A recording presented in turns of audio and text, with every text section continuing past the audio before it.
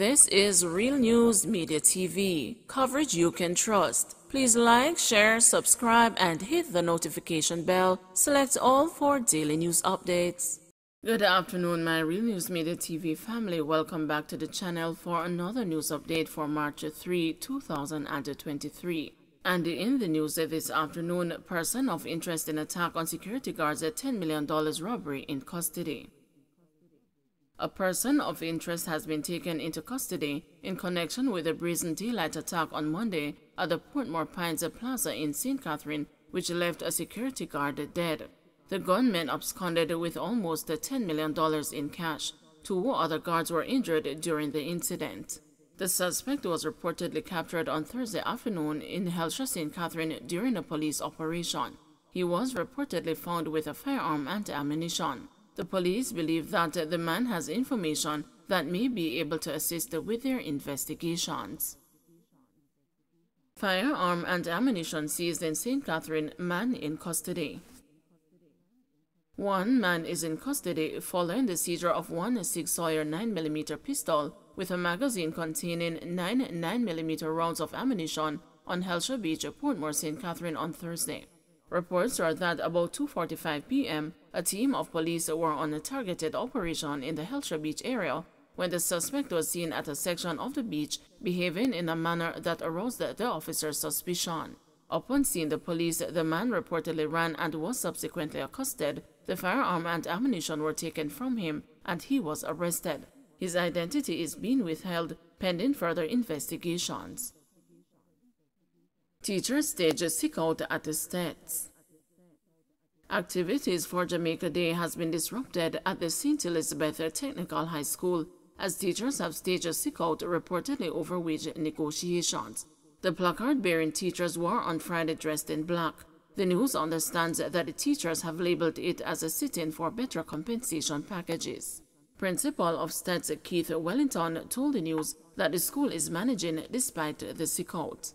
I am not saying that we have not been affected, we are managing. Some of the activities that we have planned, we are not going through with those activities, but we are going through with others, he said.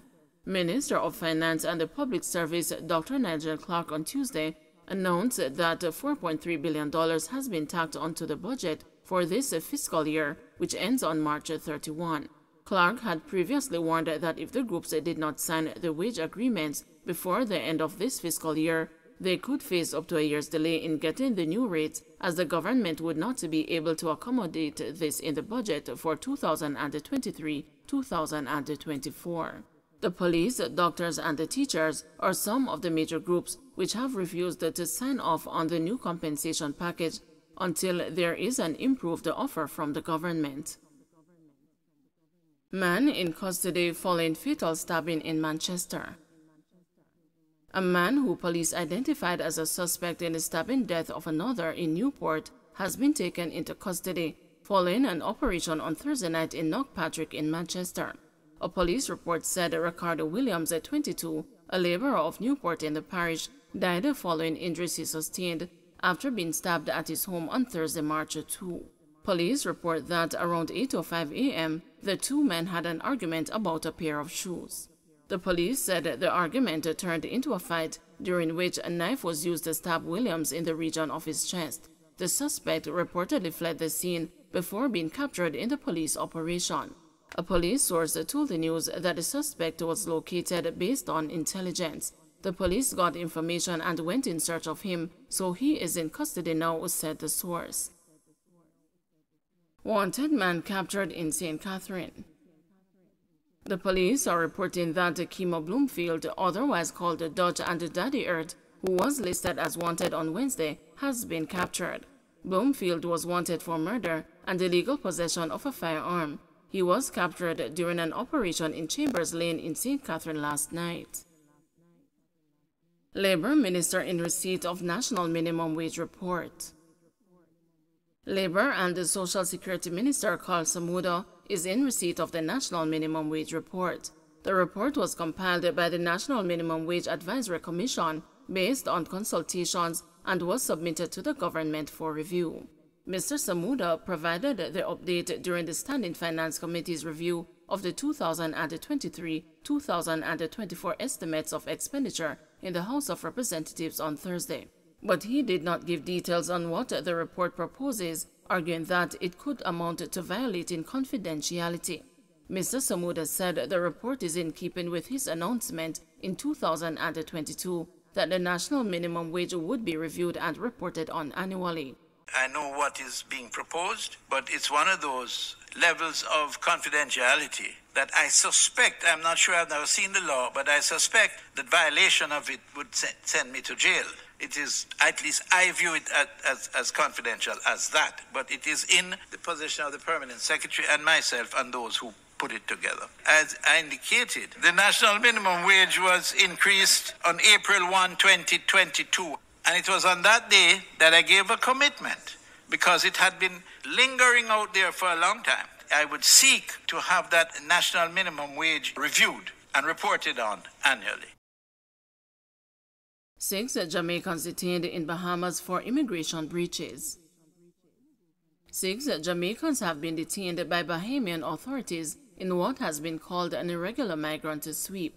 Haitians and the Dominicans are also among the more than 500 migrants who have been arrested since the launch of Operation Restore in Abaco on February 13. In an update to Parliament on Wednesday, Immigration Minister Keith Bell said the charges range from being undocumented, working outside of the scope of their work permit, overstaying, and working on Abaco with a permit issued for New Providence. Mr. Bell said as of February 28, there have been 20 convictions under Operation Restore for 2023. He said that the enforcement of the government's zero-tolerance immigration policies cost taxpayers $1.5 million in 2022. 2 men shot dead, woman injured in Malvern Avenue attack. 2 men were killed and a woman shot and injured by gunmen on Malvern Avenue in Kingston this morning. The dead men have been identified as Malcolm Lowe, a 26-year-old carpenter, and Ronaldo Murray, 22, a tailor, both from Malvern Avenue. The injured woman is 30. She is also from the same community. Police said about 10:15 a.m., residents heard a barrage of gunfire. When the shooting stopped, the 3 were seen with gunshot wounds. Lowe received gunshot wounds to the abdomen and other parts of his body, while Murray was shot in the right side of his chest. All 3 were rushed to the hospital, where the men died and a woman was admitted. No motive has been established for the attack. Community remorseless for St. Elizabeth deceased found in burnt-out vehicle. While detectives attached to the St. Elizabeth Criminal Investigations Branch probe the circumstances behind the murder of a man who has been identified as Kenneth Barnes, people purporting to know him well claim the attack could have come from anywhere, alleging that the deceased was of a shady character. According to the police, they were summoned to Canepeace Road in Silo at around 5:30 a.m. on Wednesday by people who stumbled upon a torched Toyota Wish motor vehicle which had a human skeleton remains inside. It is theorized that he was killed at a different location from where his body was found, and the motor vehicle subsequently set on fire. The scene was processed and the remains are taken to the morgue, where the identification process began. It is alleged that a gold tooth was one of his most recognizable features. Moreover, one woman who resides in Accompong, St. Elizabeth, claims that Barnes is well known to the Maroons in the parish. He's from Aberdeen in St. Elizabeth, but he has children in Accompong. He used to live up here for years, and then he go to several different countries and come back. He went to England, America, and the last place him go to was Colombia, and came back. He's a man we get report more than once. Them man they live a kind of way. That doesn't make this surprise me. Him a man always in a problems, so it can come from anywhere, the woman who requested anonymity claimed.